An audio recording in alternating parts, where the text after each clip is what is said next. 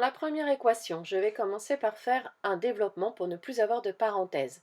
Je vais faire 4 fois 2 et 4 fois moins x. Faites attention à la règle des signes.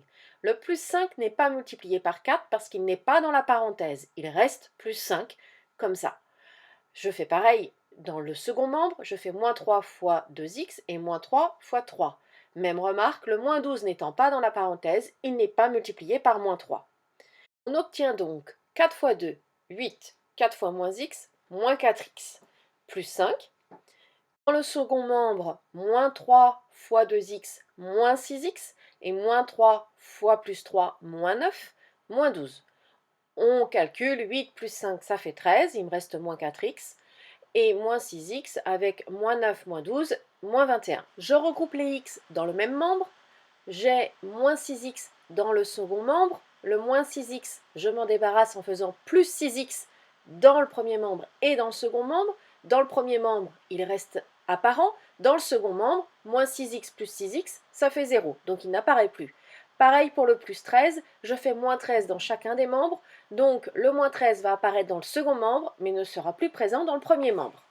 J'effectue mes calculs, moins 4x plus 6x, ça me donne 2x, et moins 21 moins 13 me donne moins 34. Puis je me débarrasse de la multiplication par 2 en faisant une division par 2, et ça me donne x égale moins 17. Pour mon autre équation, j'ai des fractions. J'ai une égalité de fractions. Une égalité de fractions doit vous faire penser à la notion de quatrième du produit en croix. On va pouvoir multiplier en diagonale et avoir l'égalité des produits. C'est ce que vous avez appris l'année dernière. Et en cinquième, le produit en croix. On le met en pratique. Ça nous donne 5 facteurs de 3x plus 1 égale 4 facteurs de 5x moins 2. J'aurais pu inverser mes deux membres, ça revenait au même. Je développe. 5 facteurs de 3x plus 1, j'ai 5 fois 3x, ça me donne 15x. 5 fois 1, 1. 4 fois 5x, 20x. Et 4 fois moins 2, moins 8. Je rassemble tous les x dans le même membre et tous les nombres dans le même membre. Donc le plus 5, je m'en débarrasse en faisant moins 5 dans chaque membre. Le 20x, je m'en débarrasse en faisant moins 20x dans chaque membre. J'obtiens donc 15x moins 20x égale moins 8, moins 5. Après calcul, j'obtiens moins 5x égale moins 13. Attention à la règle des signes, vous avez deux nombres négatifs. Quand vous allez faire la division par moins 5, ça va vous donner un résultat positif. Vous obtenez x égale 13 cinquièmes. Dans mon autre équation, j'ai des fractions. Dans le premier membre, j'ai une fraction sur 3 et une fraction sur 6. Dans le second membre, une fraction sur 2 et l'autre n'est pas marquée, c'est comme si elle était sur 1. Quand on fait des additions de fractions, il faut avoir le même dénominateur. Donc tous les nombres du premier membre vont être mis sur 6 et tous les nombres du second membre vont être mis sur 2. Pour x sur 3, 3 va être multiplié par 2. Par conséquent, x va être également multiplié par 2, d'où 2x sur 6. Pour le x, ça doit devenir une fraction sur 2. X, c'est comme x sur 1, donc je suis obligée de faire 1 fois 2. Et par conséquent, je vais faire 2 fois x, d'où 2x sur 2.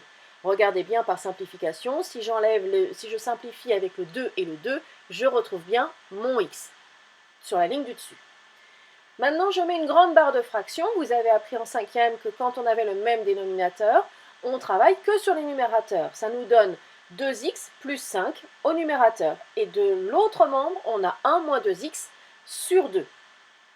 Maintenant, on se retrouve dans la situation du calcul B, où on va appliquer le produit en croix.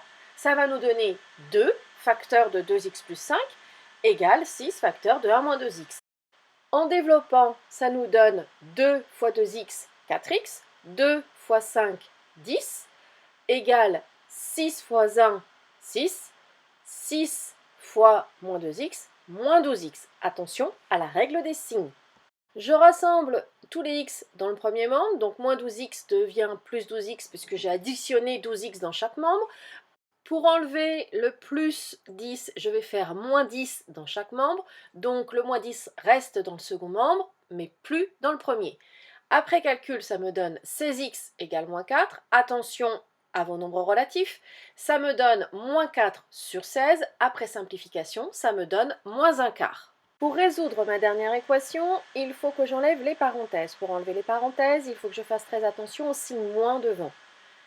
Mon premier membre devient x moins x moins 1, puisque le signe moins devant la parenthèse va changer le signe du x et changer le signe du 1.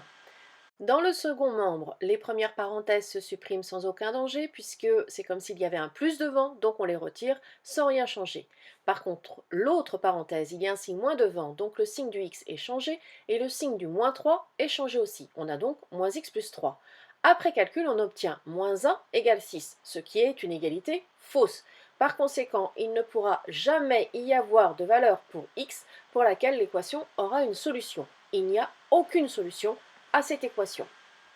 Dans l'exercice 79, on vous demande de trouver le nombre d'années. Par conséquent, ça va être votre inconnu. X va représenter le nombre d'années que vous cherchez. Ce qui veut dire que quand X années vont être écoulées, chaque personne aura X ans en plus de l'âge qu'il a actuellement.